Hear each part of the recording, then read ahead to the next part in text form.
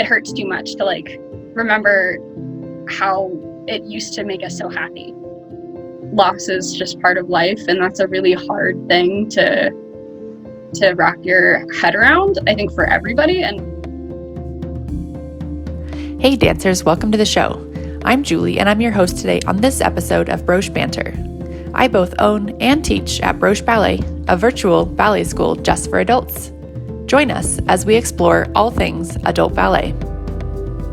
Today on the show, I interview Cody, one of the dancers who danced with us in our Denver studios. We talk about how ballet calms her mind, a little about her hypermobility and her experience with perfect turnout. But then we get real about quarantine and the effect it's had on us all, and how sometimes dancing at home is just a sad reminder of how much we miss our friends and our old life. If you've been struggling with this time, we hope Cody's words help you find peace. Enjoy! If you're enjoying these stories of the wonderful adult dancers in our community, please help us keep the podcast going by nominating a friend to be on the show. Send us an email at hello@brocheballet.com to let us know who we should invite on the show next. Before we get to the show, let's get to our new segment, Broche Bites, where we talk about bite-sized ballet tidbits to give you something to chew on while you listen. For today's Broche Bite, we are going to describe a move called first port de bras. Now, port de bras is 3 words, P-O-R-T space D-E space B-R-A-S. Literally, this means carriage of the arms. Now, there are specific positions of the arms, and then there are specific movements where we move the arms through specific positions. First port de bras is when we take our arms from our low fifth, preparatory, or en bas position. Those are 3 different words for that same position. Preparatory, low fifth, or en bas. That last one is spelled E-N space B-A-H. We take it from our low fifth up through first position or fifth position en avant. Those are 2 words for the same position. That's when your fingers are right in front of your rib cage between your belly button and your ribs. First position or fifth en avant. Then we open the arms to à la seconde, or second position, where the arms are open to the side on the side of your body. Then we bring them back down to that low fifth, preparatory, or en bas position. All 3 of those movements together makes up first port de bras. I like to think of it in simple terms as down, up, open, down, up, open, down, up, open. And together, all 3 of those movements again make first port de bras. Thanks for listening to our Broche Bite. Now onto the conversation with Cody. Well, Cody, welcome to Broche Banter. I'm so excited to have you on the show this week to talk about your story with ballet. thank you. I'm super excited to share this story too. I hope it'll be interesting. It always is. Everyone's life story is different and everyone's got something interesting to say. So you danced with us when we were open in Denver for quite some time. I think you joined maybe when we only had the small studio for the first time. Does that sound about right? Yeah, I think so. It was, when I was first going to Broche, it was in the Metlo Center. So I don't know that there was any other studio to go to. I think that sounds about right. How funny. And so, but you had been dancing before then. So when did it start? Yeah, good question. So way back when I took ballet as a kid, like so many of us do who are adult learners now, but primarily as a social thing. So it was something that I was really lucky to have the opportunity to do, but I did it because my friends were doing it. And I was probably, I was like 8 or 9 years old. Okay. And it was fun. It was just for a couple of years, but it wasn't anything that I was like terribly serious about. I had other things that I was interested in, but it happened to be a thing that my friends were doing and that I had the ability and opportunity to do, so I did it. But I moved actually away from the city when I was 10 or 11 years old and didn't pick it back up after I moved. So I actually didn't pick it back up again until I was about 24. Oh, wow. That's a long break. Exactly. So I went from being not serious about it at all to throwing myself into it at 24 because I was in an extremely rigorous academic program, out of state, far away from any family or friends. And I'd realized at that point my brain works way, way better when I'm getting like very intensive kind of like meditative exercise every day. And I had started climbing, like rock climbing pretty much every day at that point, just to like keep my head on straight. And a friend happened to show me that like Take Me to Church, Sergey Polanin, like choreography video. And I was like, oh, hang on. I remember this. I remember liking this. That looks really fun. I want to do specifically that. And I was in Boston at the time, and I was lucky enough to find a studio, actually kind of like Broche, that has like an only above 18, no scary pre-professional teenagers rule. So, I picked it back up, having forgotten absolutely everything that I'd ever learned about dance. Yep. And kind of fell back in love with it like immediately. Started going a couple times a week and found that it did exactly the same thing for my brain as rock climbing does, which is that it shuts off all of the parts of my brain that are not associated with exactly the activity that I'm doing. Like, you can't think about work and life and school and whatever while you're doing this kind of thing. With climbing, you'll just fall, and that's sad. And with ballet, like, your body just it won't work the way that you need it to work if you're thinking about other things. Right. Yeah, so I kept that up for probably actually close to a year while I was in Boston, and then moved again, and struggled to find a studio in Houston that had the same kind of vibe. I took a couple of classes at Houston Ballet because they have like an adult open program, and therein encountered all of the scary pre-professional teenagers again. Yeah. And it was wonderful, but it's also like a little bit demoralizing to go in as like a 25, 26-year-old and take class with children who want to do this professionally. Which is why I appreciate studios like Broche so much, because like it takes the fear out of it a little bit. And then ended up in Denver a little less than a year after that, and found Broche right away. You moved a lot during that period of time. Was that all for work? Was that for personal interest? What had you moving around so much? Work and school mostly. Yeah. I have a tendency to apply for things kind of off the cuff and then get accepted for them and then be surprised by that. And then you're like, well, now I have to pick what to do. Right, exactly. Like, oh, now I have to choose whether or not I want to move across the country again. And typically the answer is yes. So it's a lot of upheaval, but it's been kind of nice. So you danced with us at Broche for a while, and you got on point with us, and we had lots and lots of fun together. You and I have had many, many deep technical conversations. So your body is very, very hypermobile, right? You have amazing, basically perfect turnout, somewhat naturally, in terms of your hip positions and all of that, and but that has caused so many interesting things that we've had to work through together. Any thoughts on that?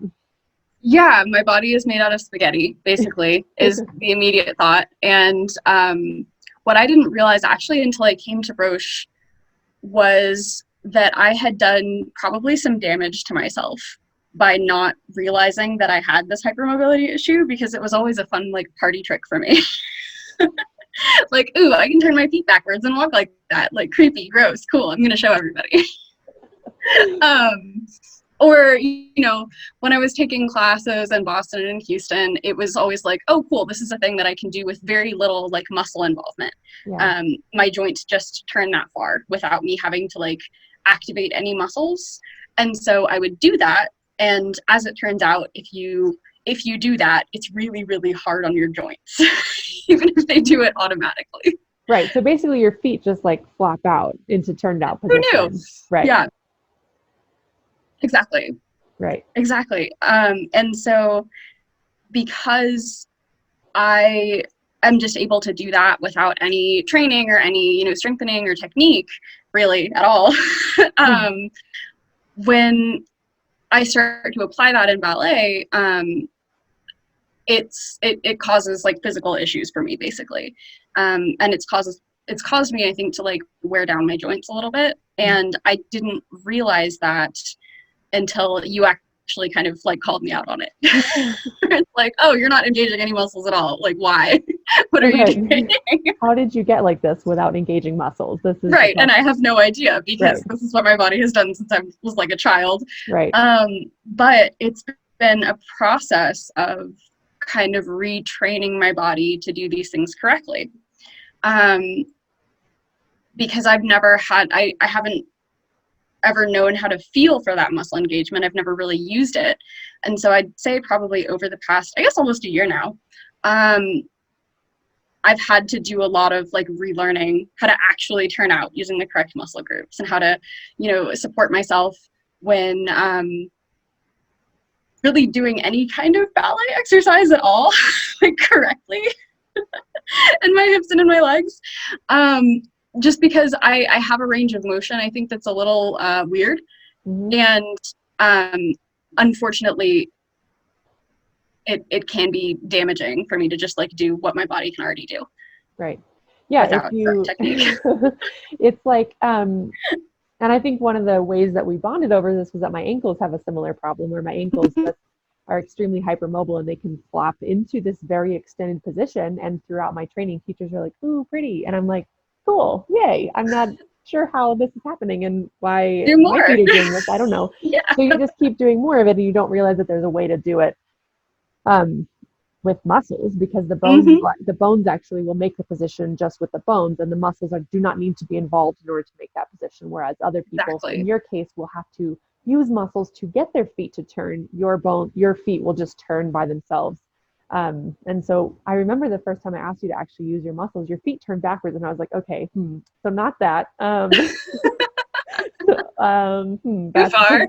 Right, because your like natural range stopped at basically 180, and I asked you to engage your muscles and your feet turned backwards, and I was like, let's go another approach. So then I think we ended up just putting you in your natural turnout, and then getting the muscles to engage after the fact, or like sort of use them to hold the position, not to get to the position. Right. And that was so weird. Like, I had no idea how to do what you were asking me to do, because like I don't know that I've ever really used those muscles for that in my whole life. Right. Like, that's not what those are for. No, it turns out that that's definitely what they're for. But the process of learning how to feel that and feeling it in other positions too has been so weird. Right. Like, so bizarre. I've never had any sense of like what that's supposed to look like or feel like. Right. And you and I also have talked a lot about our garbage bag theory, which is so basically hypermobile people, of which you are very, very hypermobile. Hypermobile people tend to have lower proprioception, which is your brain's ability to know where your body is in space, right? And so the two of us, and I'm sure other people will relate to this, feel in our own bodies extremely uncoordinated and floppy. And sort of don't have this proprioception. Do you want to pick up where I left off? Yeah, so functionally, I am a garbage bag full of body parts, and I don't know where my legs are at any given point. Right. Specifically when turning, which is hilarious. Like, the moment that I'm not just like standing straight up and down, I lose all sense of like where I am in space. Totally. It's like, whereas you picture a normal person having a visual map of their body, and a visual map would have the head on the top and the arms on the side and the body in the middle and the legs down the side, down the bottom. We both sort of picture our own body as like a grab bag of parts, right? There's like, there's a leg. And then we're trying to like reassemble it into like a body feeling. And then when you go to turn, right, which already messes with your proprioception because you can't see anything, your body just feels discombobulated. Oh, yeah. No, it's too funny. That was the most, like, I think apt comparison that I'd ever heard the first time that you said it. It's like, oh yeah, no, I'm just reaching blindly into a bag and hoping that I get the right body part. When you're like, oh yeah, no, engage your psoas, or pull up in your hip. I'm like, what hip? Where is it? It's gone. Right. You kind of feel upside down sometimes, or like backwards. It's very odd being in those shoes. I remember being a beginner dancer and seeing other people able to turn very, some people turn much easier than me, and I'm like, I'm not sure how this is happening. This is really, really complicated to turn. And Mhm. perhaps it's that similar, like your first thing you said was that you are spaghetti noodles or something. Yes, just a big pile of noodles, unfortunately, and all of them are in a garbage bag. But yeah, I remember overhearing. I don't remember if it was you or another instructor, but somebody giving instructions to just like stop thinking about it and just do it, just to someone else.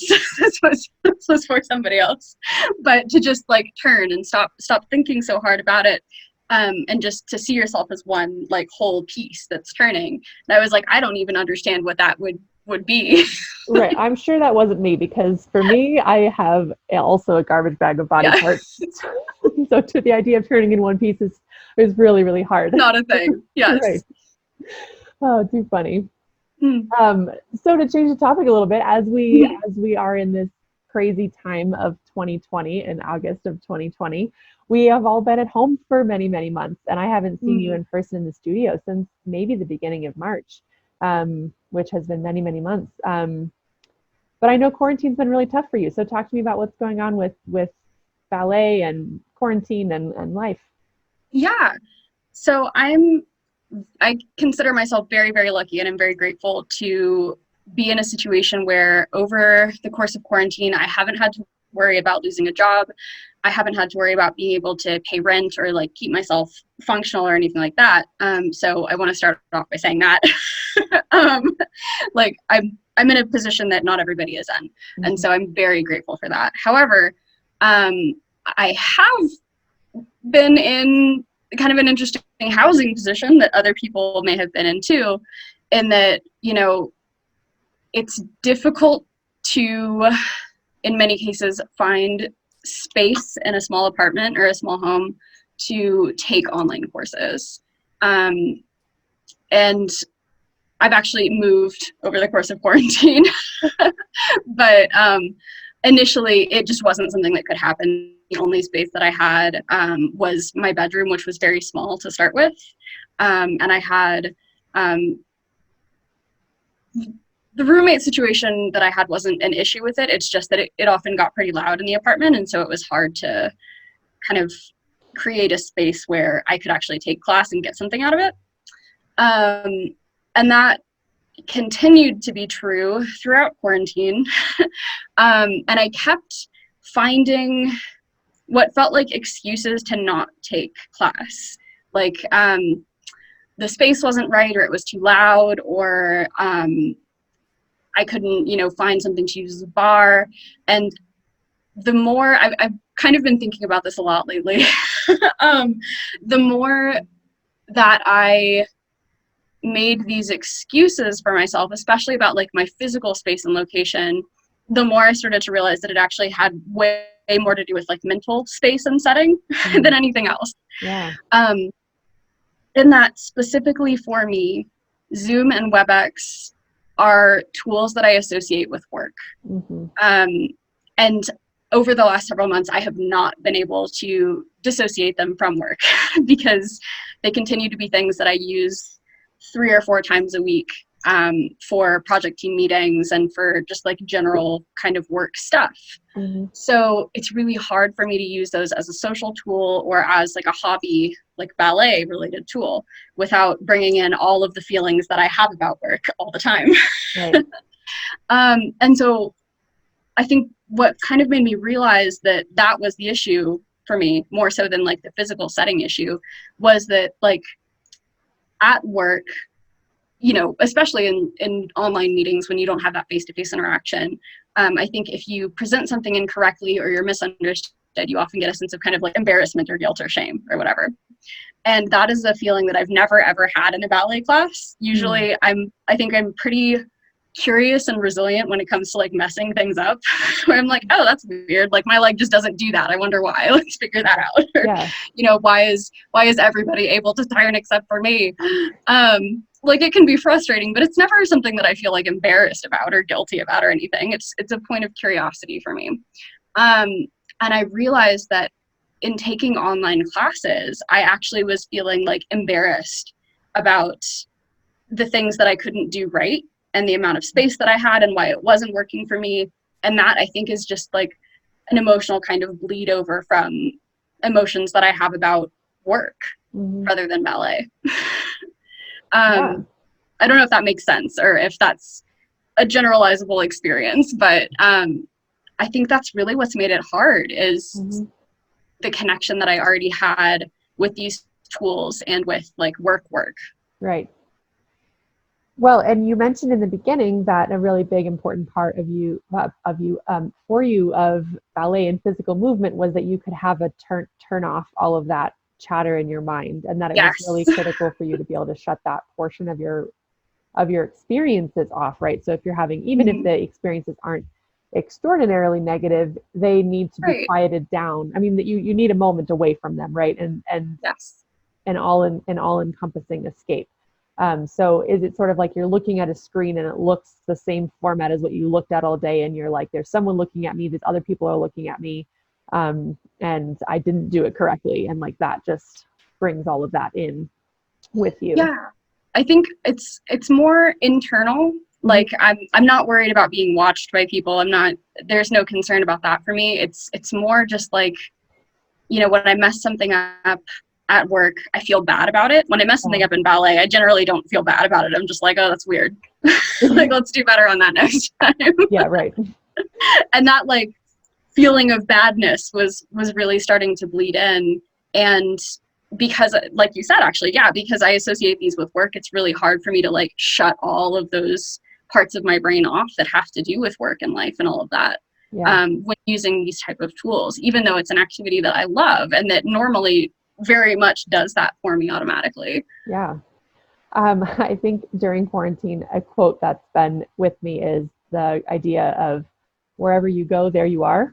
And I never understood that quote really until this period of time where I realized how much I always needed to be able to escape from my own mind, and how much I relied on external things to be able to shut my mind off, and actually how difficult that was to do without these external cues, without changing your clothes and driving to a studio and having a separate space. And like, that's a learned skill, like everything else, is to actually like, I mean, man, this thing up here, this mind up here, it can go wild if you're not careful with it. It can go wild. It's amazing how that association is so strong in our minds between the things we're looking at and the sensations that we feel. Definitely. Yeah, I think it's a good wake-up call to remember that like that ability to shut things off at the end of the day kind of needs to come from inside yourself. Like all of these, not to get kind of existential about it, but like all of these external things are in so many cases temporary. Like you only have your own physical ability for so long, and you only have places, like all of these places that we go to kind of detach from everything that stresses us out. You know, we may only have access to them for a specific period of time, and hopefully not, but like that's kind of how life is. And so if you can do that for yourself, that is so much more helpful. Right. Yeah, I mean, I would even read, you know, things from people who had been imprisoned and still did amazing things. Like, I mean, that's kind of a dramatic comparison, but you're like, if Gandhi can figure out how to shut his mind off and escape all of that and figure out how to do this when he has no change of scenery ever, right, literally ever, and can create that compartmentalization. It's a fascinating skill, really, to think about. It's that true. You can be in the same environment for years and still create two different locations in your mind. Right. Hopefully that never comes to pass for any of us, but yes. Yeah, but this feels like it in many ways. Right. Feels endless. Yeah, it feels endless in many ways.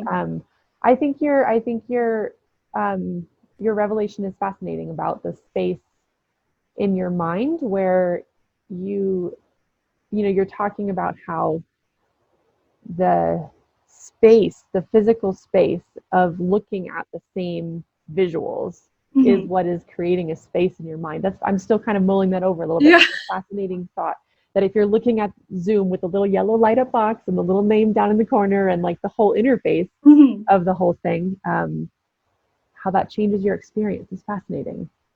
Yeah, I've actually, it's funny. I got to go back to the studio. I went to Jessica's studio for the first time though since March yesterday, Oh, and exciting. Yay. it was such. I had kind of almost in my head this feeling like, oh no, this is going to be like online classes. Like something is going to have like messed my brain up. And I'm going to have that same feeling. But like, no, it was just weird and goofy and fun Yeah. in the way that ballet normally is for me.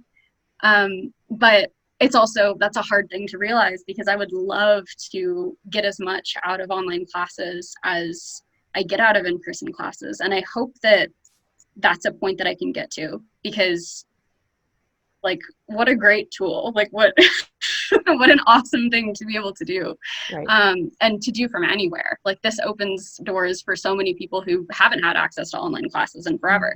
But it did kind of hammer in like, oh no, shoot, there's for me at least, like there's a hard difference between these two things. Right. And it's something that I get to work on now moving forward, is kind of bridging the gap. And I think it's it's obviously having had to transition to online only for our own studio, spend a lot of time thinking about what the dancers are going through and what the experience is like for people like you and people in different situations and people with kids and people with all kinds of situations going on in their homes. And I think there's so much of right now because we're forced to do it, whereas it's not a choice. I mean, in some cases, it's not a choice, right? For some people listening, they had nothing, and this is a boon for them, right? This is like, right. I had no studio, and now I have this amazing thing. But for people who had something in person and now have basically been forced to go home and do it on their own, it's very interesting to me to even hear people who used to love practicing at home now do not want to practice at home. They used to love practicing on their own. They used to love it, but now because it's their only option, it is overwhelming and they feel like, I almost wonder if people have put a sense of pressure on themselves. Like you said, I wish I could get the same thing out of it as in person. Somehow we have told ourselves that if we are not, if it is not equal, it is not worth doing. Right. Yeah. I think that's such a good point too. Like we need, in the same way that like, things are temporary, we need to also be comfortable with the idea that like what we're getting out of things changes, and that's okay. Like you can get different things out of things at different times. And sometimes you don't have a choice in that. Right now might be one of those times, and that's okay. Like I think any practice is better than nothing, as long as it's still something that like brings you joy. Yeah. Yeah. Yeah, and I think for so many, the feeling of loss maybe was so great because you lost everything. I mean, not just you, but like we lost, I mean, you lost everything, right? You lost your coping mechanisms, you lost your friends, you lost your community, you lost your silence, your quiet time in your mind, and everything was lost and taken away at the same time. And I think somehow we were all craving for a one size fits all solution to it. And you're like, well, ballet used to be that for me. And this is nowhere near that. So I hate this. And this is awful. And this is more overwhelming than if I did nothing, because every time I do it, I'm reminded that it's not everything for me. Right. And it's like, I don't know, we're all searching for something to use to get through this. Whereas if at any other time this online thing had popped up in conjunction with your in-person experience and you didn't simultaneously lose that, it wouldn't be such like a traumatic experience to try to dance online. Right, exactly. They're like, what an awesome tool we would have all perceived this as if it hadn't come during quarantine and it hadn't like been necessitated out of necessitated. I don't know how to say that word. Anyway, if it hadn't been made necessary by a pandemic. That's right. But it was. So there's that. But yeah, I think that's a really good point, that there's like kind of a grieving period with that too. Like there's a really significant change in how we're perceiving like the way that we get to take class and the way that we have to be taking things out of it or not. And I think if we don't honor that grieving period, and maybe for some people it may not be, and it may just be like a really excellent opportunity, so this is maybe not something to generalize, I don't know, but you got to just kind of sit in that if you're sad about it and feel that and accept it. Right. Because like if you just try to push past it, which is very much what I did for the whole first half of quarantine, you end up avoiding it entirely. Right. Like you're like, okay, well, I just won't think about ballet at all ever, and I won't stretch. And then, you know, when I finally do try to take a class again, I will have lost all of my muscle strength. I think that's a good point. And I think that's very much like this all or nothing idea that if we can't have it all, we don't want any of it, because sometimes having some of it is too sad because it reminds you of what you don't have. Yeah, yeah. I don't know, maybe that's not where you're going with it, but that's kind of what I'm seeing too from other people who are like they can't do ballet but they can do yoga, or they can't do ballet but they can do something else, because having just a little bit of it is a sad reminder of having a lot of it. Yes, that's very much, I think, where I was going. Like if you, it makes, I think, me and a lot of other people almost too uncomfortable and too upset to like enjoy what we can have of it, because it's like a reminder of what we had before, which was so nice and such a like wonderful distraction from life, or just such a like, I don't know, such a kind of joyous part of life. And so to have little bits and pieces of that now, like, you know, in your house because you're not allowed to go anywhere else, it's a little rough. Yeah. So it's funny. I mean, I think it's been really fascinating for me to compare the experience that I've had as a dancer, not as a studio owner or anything, as a dancer, with other people's experience as a dancer. And it's funny because for me, ballet had already been reassociated with work. There was no more ballet is separate from work. I've learned to do other things to separate myself from work, because for me, ballet is work. When I'm in the studio, even if I'm dancing for myself, I'm thinking about how I'll teach this concept to someone, or like, oh, that's interesting, I bet Cody would benefit from this, or like, oh, that's, you know, I'm kind of always thinking about it. Or if I'm in the studio, I'm like, oh, that corner's dirty, like, let me clean that afterwards. You know, there's always been that experience. So for me, going to take class online myself wasn't a big deal. I didn't feel those sensations of loss because I had already lost that 3 years ago when I opened the studio. Right. So it wasn't like a big deal for me to lose that again, because for me, it's like, great, I don't have to drive to the studio to take class. This is great news. So I've been fascinated this whole time, and in trying to think about and trying to figure out how to support people through this period of time when the experience is so different for everyone. And it's so, so different what everyone's going through in trying to find their way back to what they love, and in their own way and on their own time, and what that journey looks like. It's such a different journey for everyone. It is. And I think that, you know, we can go through this process of loss kind of, and of change, and eventually come back to it, or not. I mean, you know, hopefully everyone who's loved this is able to kind of find it again, either during this weird period or after. But, you know, for those who find something else that also works for them, that's also really wonderful. But yeah, it is an odd process. And I'd be interested to know what the difference is between, how you processed that 3 years ago, going from owning a studio, or from dancing to owning a studio, and then how that works when it's a forced thing.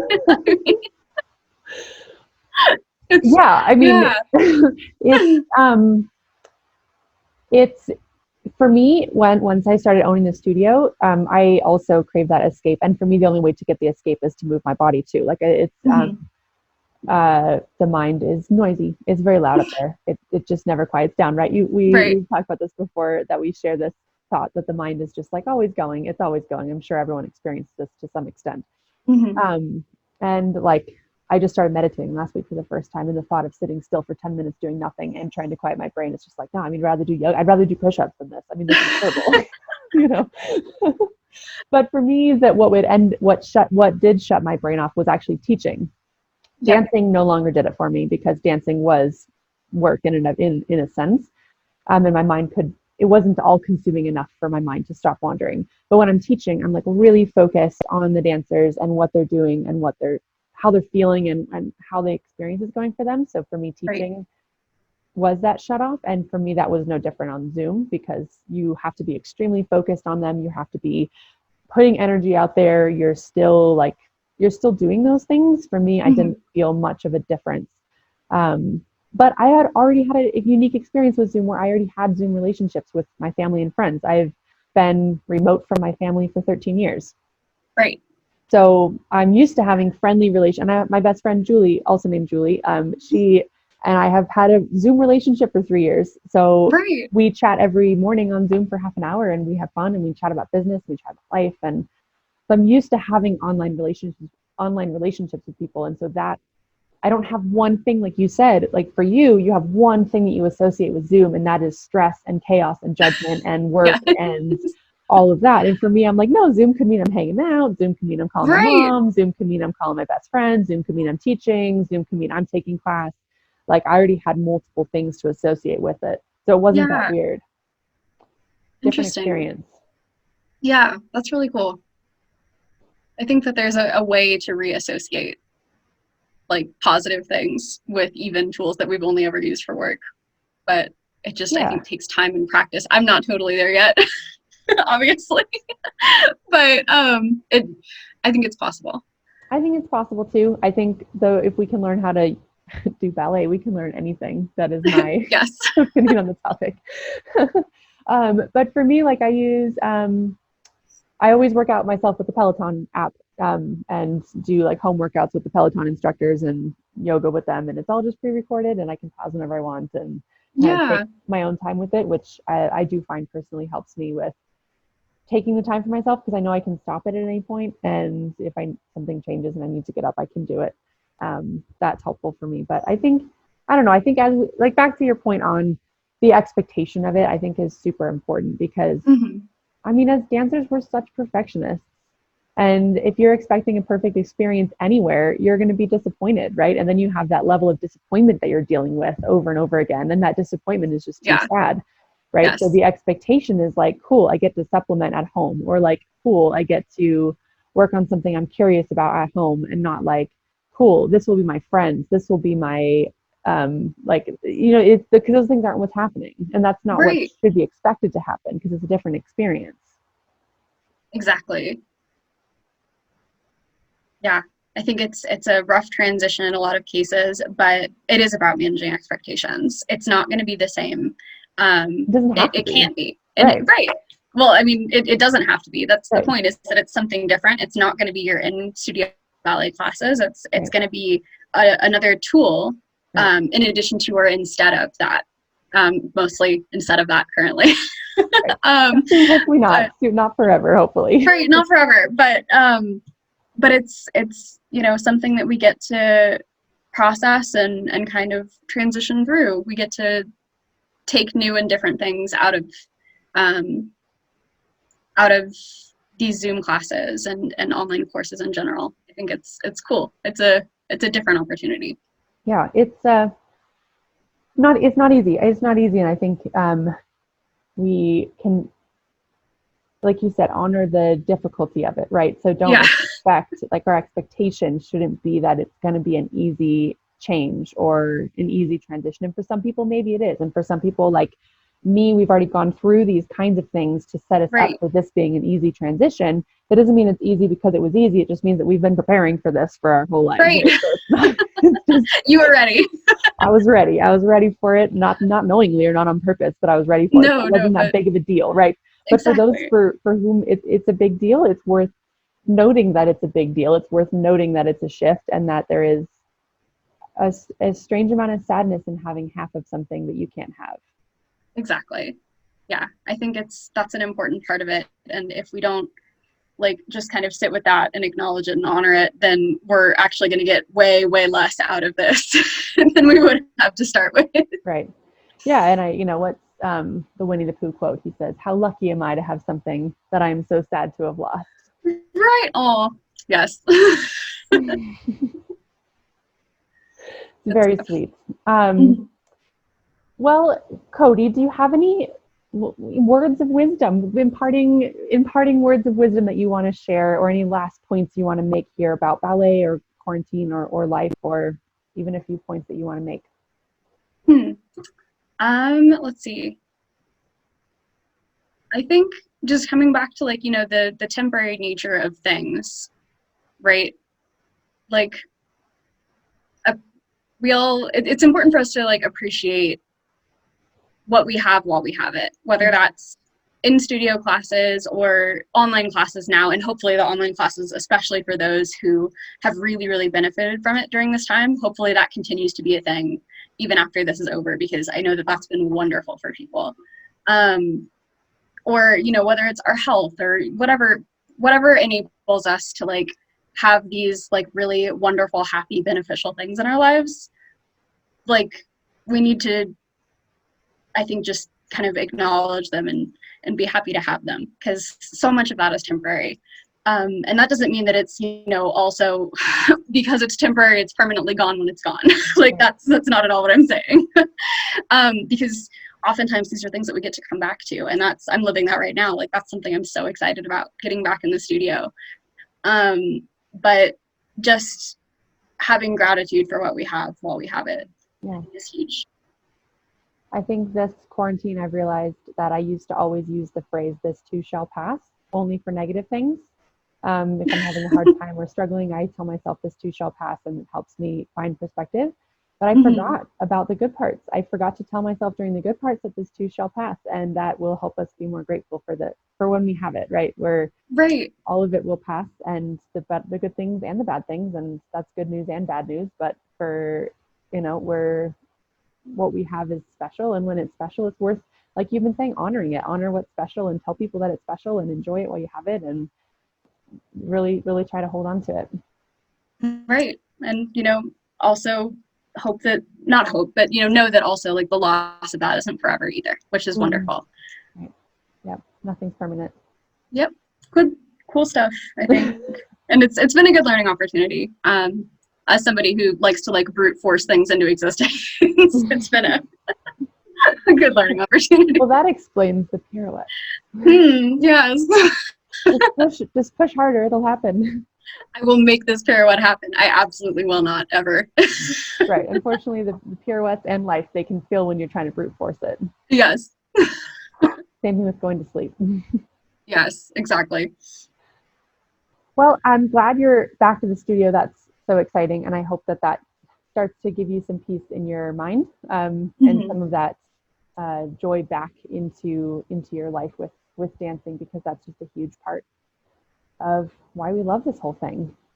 Exactly. And I think too that it'll help me start to reassociate that happiness with potentially taking online classes too. I'll be able to conflate those two things again, instead of just having it be like, oh, I'm on Zoom, I'm at work, great. Right. So that's definitely something that I'm hopeful for. Maybe it'll be like, I'm on Zoom, I'm practicing for class next week. Yeah, exactly. Not like I'm on Zoom. Ugh. Yes. Totally. Well, thank you so much, Cody. This was such a fun and insightful conversation. You've done a lot of self-reflection that I know will help many of our listeners with things that maybe they couldn't put into words about what they're experiencing, about why they are having trouble taking advantage of what should seem like a great opportunity, but doesn't always feel like that, and feels really, really painful sometimes. Yeah, absolutely. Yeah, I hope that this is that this resonates with somebody else. If not, that's okay. But it was good to talk it out in any case. This has been really nice. Yeah, fascinating. I really appreciate your time. Thank you, Julie. I'm glad to have gotten to be part of this. So fun.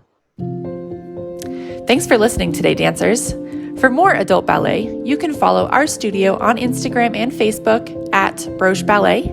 You can follow me on Instagram at Julie the Ballerina, or check out our blog and YouTube channels for more content. You can even dance with us in our online studio with daily live Zoom classes, private lessons, and our on-demand video library. I'm Julie Gill, and this was Broche Banter. Happy dancing!